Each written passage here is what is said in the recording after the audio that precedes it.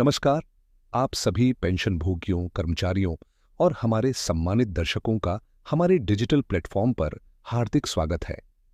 आज की यह विस्तृत जानकारी देश के लाखों ईपीएस पेंशन भोगियों, ईपीएफओ सदस्यों, केंद्रीय कर्मचारियों और सेवानिवृत्त कर्मियों के लिए बेहद महत्वपूर्ण मानी जा रही है। पिछले कुछ समय से कर्मचारी पेंशन योजना, न्यूनतम पेंशन, 8वें वेतन आयोग, महंगाई भत्ता, पुरानी पेंशन योजना, एनपीएस और यूपीएस को लेकर लगातार चर्चाएं तेज हैं। ऐसे में हर कर्मचारी और हर पेंशन धारक यह जानना चाहता है कि आखिर आने वाले समय में कौन कौन से बदलाव देखने को मिल सकते हैं और किन बातों की आधिकारिक पुष्टि हो चुकी है तथा किन विषयों पर अभी निर्णय आना बाकी है। आज हम इन्हीं सभी महत्वपूर्ण बिंदुओं को विस्तार से समझेंगे ताकि आपको अलग अलग जगह से अधूरी जानकारी लेने की आवश्यकता न पड़े और एक ही स्थान पर आपको सभी जरूरी अपडेट व्यवस्थित रूप से मिल जाए। अगर आप पहली बार हमारे साथ जुड़े हैं तो चैनल को सब्सक्राइब जरूर कर लें ताकि भविष्य में भी आपको ऐसी ही प्रामाणिक जानकारी मिलती रहे। सबसे पहले कर्मचारी पेंशन योजना यानी ईपीएस की बात करें तो हाल के समय में ईपीएफओ की प्रक्रियाओं को अधिक पारदर्शी और डिजिटल बनाने पर विशेष ध्यान दिया गया है। पेंशन से जुड़े कई कार्य अब पहले की तुलना में आसान और तेज करने का प्रयास किया जा रहा है ताकि पेंशन धारकों को अनावश्यक देरी का सामना न करना पड़े। लंबे समय से यह शिकायत सामने आती रही थी कि कई मामलों में दावों के निपटारे में काफी समय लग जाता है, जिससे सेवानिवृत्त कर्मचारियों को आर्थिक और मानसिक दोनों प्रकार की परेशानियों का सामना करना पड़ता है। इसी कारण प्रशासनिक स्तर पर प्रक्रियाओं को सरल बनाने और समयबद्ध तरीके से कार्य पूरा करने की दिशा में प्रयास किए जा रहे हैं। यह बदलाव उन लाखों परिवारों के लिए राहत का विषय माना जा रहा है जिनकी नियमित आय का मुख्य स्रोत पेंशन ही है। इसी के साथ न्यूनतम पेंशन को लेकर भी लगातार चर्चा बनी हुई है। लंबे समय से विभिन्न कर्मचारी संगठन और पेंशन भोगी संगठन न्यूनतम मासिक पेंशन बढ़ाने की मांग करते आ रहे हैं। विशेष रूप से 7,500 रुपये न्यूनतम पेंशन और महंगाई राहत से संबंधित मांग कई मंचों पर उठाई गई है। हालांकि यह स्पष्ट करना आवश्यक है कि इस मांग पर अभी तक अंतिम सरकारी स्वीकृति की आधिकारिक घोषणा नहीं हुई है। इसलिए इस विषय पर सोशल मीडिया पर चल रही अपुष्ट खबरों पर भरोसा करने के बजाय केवल आधिकारिक सूचना का इंतजार करना अधिक उचित होगा। जब भी सरकार या संबंधित विभाग की ओर से कोई औपचारिक निर्णय जारी किया जाएगा, तभी उसकी वास्तविक स्थिति स्पष्ट होगी। पेंशनधारकों के लिए एक और महत्वपूर्ण पहलू यह है कि ईपीएफओ लगातार अपनी डिजिटल सेवाओं का विस्तार कर रहा है। ऑनलाइन आवेदन, दस्तावेजों का डिजिटल सत्यापन और शिकायतों के समाधान जैसी सुविधाओं को बेहतर बनाने की दिशा में काम किया जा रहा है। इससे उम्मीद की जा रही है कि भविष्य में पेंशन से संबंधित कार्य पहले की तुलना में अधिक सरल, पारदर्शी और समयबद्ध हो सकेंगे। जिन लोगों को पहले छोटी छोटी प्रक्रियाओं के लिए कई बार कार्यालयों के चक्कर लगाने पड़ते थे, उनके लिए यह परिवर्तन सुविधाजनक साबित हो सकता है। अब यदि केंद्रीय कर्मचारियों की बात करें तो 8वें वेतन आयोग को लेकर भी लगातार चर्चाएं जारी हैं। कर्मचारी संगठनों की ओर से फिटमेंट फैक्टर, वेतन संरचना और महंगाई के अनुरूप वेतन संशोधन जैसे विषयों पर विभिन्न सुझाव दिए जा रहे हैं। अलग अलग संगठनों द्वारा अलग अलग आंकड़े सामने रखे जा रहे हैं और इन्हीं कारणों से सोशल मीडिया पर भी कई प्रकार की चर्चाएं देखने को मिल रही हैं।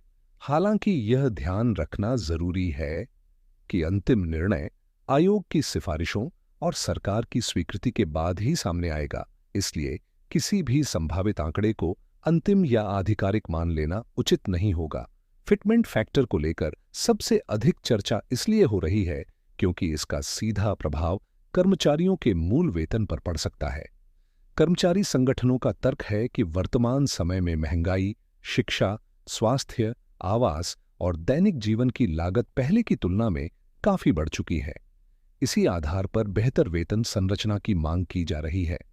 दूसरी ओर सरकार सभी आर्थिक पहलुओं, वित्तीय प्रभाव और दीर्घकालिक व्यवस्था का अध्ययन करने के बाद ही कोई निर्णय ले सकती है। इसलिए फिलहाल इस विषय पर केवल संभावनाओं और मांगों की चर्चा हो रही है तथा अंतिम निर्णय अभी आना बाकी है। महंगाई भत्ते को लेकर भी कर्मचारियों की निगाहें सरकार की आगामी घोषणाओं पर टिकी हुई हैं। समय समय पर महंगाई सूचकांक के आधार पर डीए में संशोधन किया जाता है और इसी कारण हर वृद्धि का कर्मचारियों और पेंशन भोगियों को इंतजार रहता है। विशेषज्ञों का मानना है कि भविष्य में वेतन संरचना और भत्तों से जुड़े कुछ बदलाव संभव हो सकते हैं, लेकिन वास्तविक स्थिति सरकार द्वारा जारी आधिकारिक आदेश के बाद ही स्पष्ट होगी। इसी बीच पुरानी पेंशन योजना, राष्ट्रीय पेंशन प्रणाली और यूनिफाइड पेंशन स्कीम जैसे विषय भी लगातार चर्चा में बने हुए हैं। विभिन्न कर्मचारी संगठन अपनी अपनी मांगों और सुझावों के साथ सरकार के समक्ष अपना पक्ष रख रहे हैं।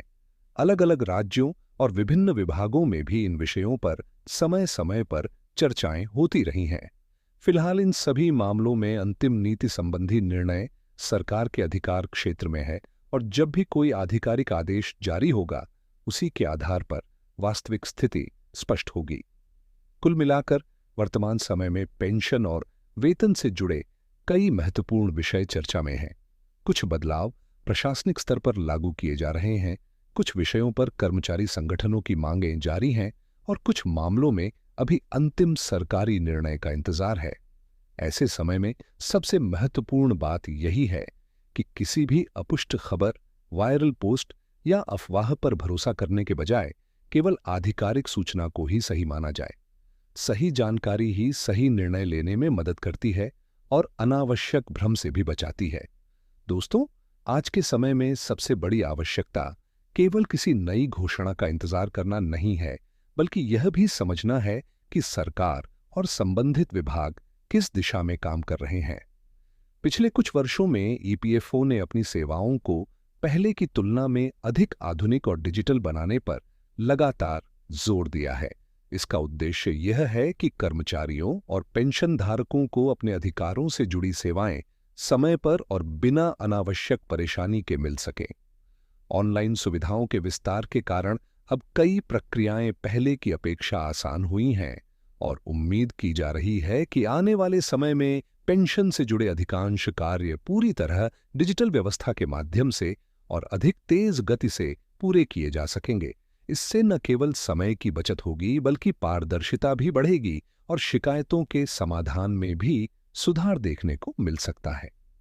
लंबे समय से पेंशनधारकों की सबसे बड़ी चिंता यह रही है कि महंगाई लगातार बढ़ रही है, जबकि कई लोगों की मासिक पेंशन उनके दैनिक खर्चों के अनुरूप पर्याप्त नहीं मानी जाती। इसी कारण विभिन्न कर्मचारी और पेंशनभोगी संगठन समय समय पर न्यूनतम पेंशन में वृद्धि की मांग उठाते रहे हैं। उनका कहना है कि बदलती आर्थिक परिस्थितियों में जीवन यापन की लागत पहले की तुलना में काफी अधिक हो चुकी है, इसलिए पेंशन व्यवस्था की समय समय पर समीक्षा होना आवश्यक है। दूसरी ओर सरकार को किसी भी बदलाव से पहले वित्तीय प्रभाव, लाभार्थियों की संख्या और दीर्घकालिक व्यवस्था जैसे कई पहलुओं पर विचार करना पड़ता है। यही कारण है कि इस प्रकार के निर्णयों में समय लग सकता है और अंतिम स्थिति आधिकारिक घोषणा के बाद ही स्पष्ट होती है।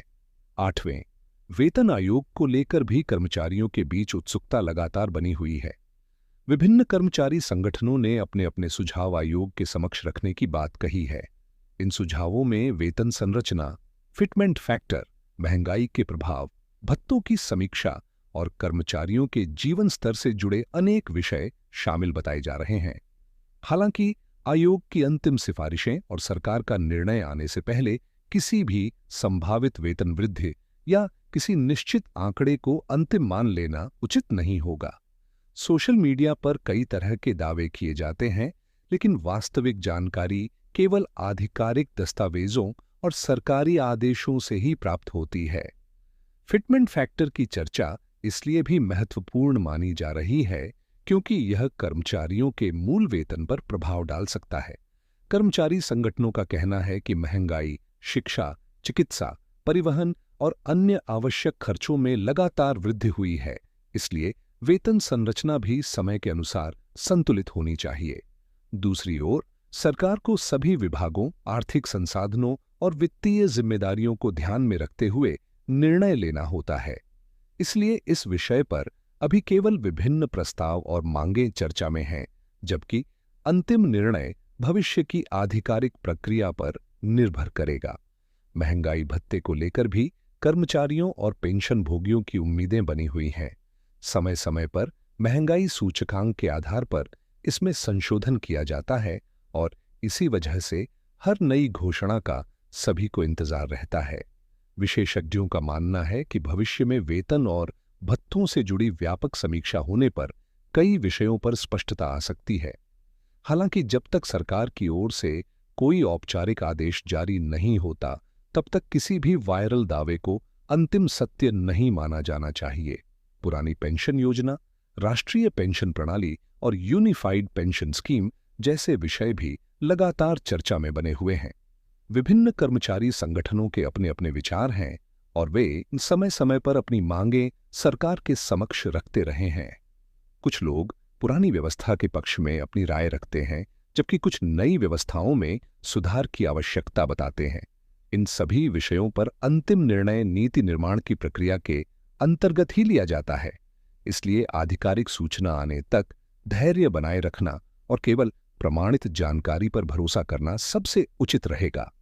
इन सभी परिस्थितियों को देखते हुए यह कहा जा सकता है कि आने वाले समय में कर्मचारी और पेंशन से जुड़े कई महत्वपूर्ण निर्णय सामने आ सकते हैं। इसलिए हर कर्मचारी और पेंशन धारक को अपनी जानकारी नियमित रूप से अपडेट रखनी चाहिए। सही जानकारी न केवल भ्रम से बचाती है, बल्कि भविष्य की आर्थिक योजना बनाने में भी सहायता करती है।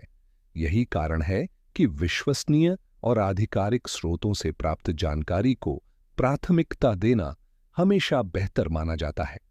हमारा हमेशा यही प्रयास रहेगा कि कर्मचारी पेंशन योजना, न्यूनतम पेंशन, 8वें वेतन आयोग, महंगाई भत्ता, ईपीएफओ, एनपीएस, यूपीएस और कर्मचारियों से जुड़े हर महत्वपूर्ण आधिकारिक अपडेट को बहुत ही सरल भाषा में आपके सामने प्रस्तुत किया जाए, ताकि आपको अलग अलग जगह पर भटकना न पड़े और एक ही स्थान पर संतुलित तथा तथ्य आधारित जानकारी मिल सके।